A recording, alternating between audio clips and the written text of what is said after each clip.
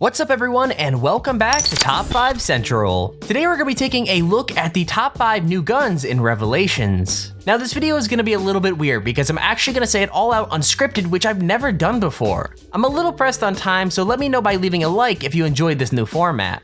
Also, if you haven't already, make sure you go subscribe down below for more Revelations top 5 videos. Either way, with that said, let's get right into it. Number 5, the Rift E9. So you guys know I really don't play multiplayer. Black Ops 3 seems to be really fun, but it's just not my kind of game.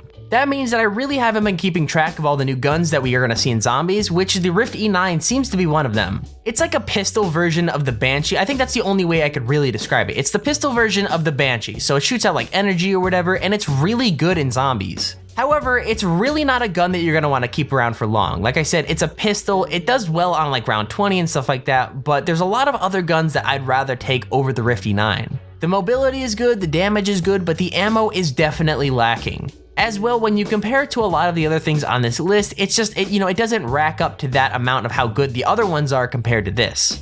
I'm currently on round 23. I have my PS4 paused over here while I'm recording the commentary, and the Rift E9, like I said, it's good. It definitely isn't amazing though, and that's kind of why it's number 5. Number 4, the Banshee.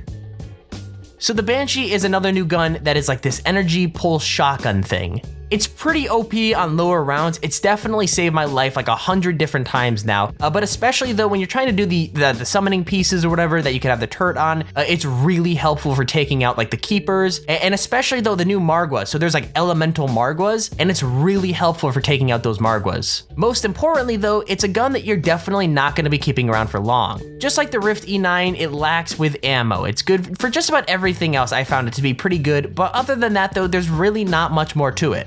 I could think of like 10 guns off the top of my head that I'd choose over the Banshee, and that's why it takes number 4. It's like I said, it's okay. It's not amazing, it's not terrible, it's okay. Number 3, the Peacekeeper.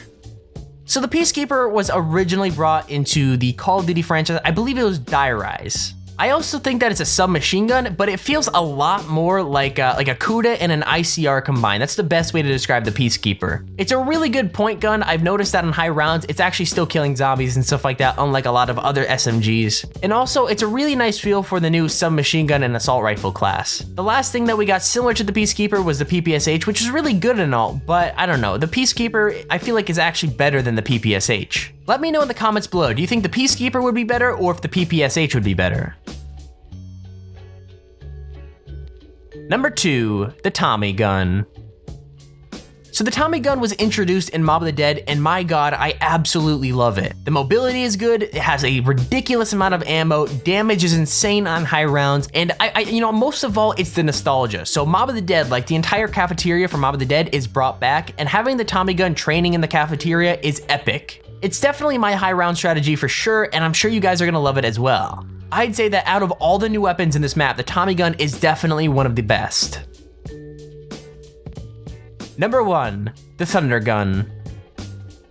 So the Sunder Gun was introduced in Kino der Toten, which is making its way back into Revelations. If you thought the Sunder Gun was OP before, think again, because in Revelations, the Sunder Gun is insane. It feels a little bit different than when it did back in like the original Call of Duties, but it's still a really good gun and it's amazing for training. My only problem with the Sunder Gun though is that I believe that the Apothecon Servant is definitely more powerful than it, and I think that if you have the Sunder Gun, you can't have the Apothecon Servant as well. So that means you have to choose between the two, and obviously I would choose the Apothecon Servant, which is really sucky though because the Sunder Gun is amazing as well. Let me know in the comments right now, would you rather have the Sunder Gun or the Apothecon Servant? So that's our list of the top 5 new guns in Revelations. Be sure to let us know in the comment section if you guys have any video suggestions you'd like to see in the future, and we might just do them. Also, if you haven't already, we'd recommend you subscribe so you never miss out on one of our top 5 videos. But out of the way, thank you for watching, and we'll see you in the next video.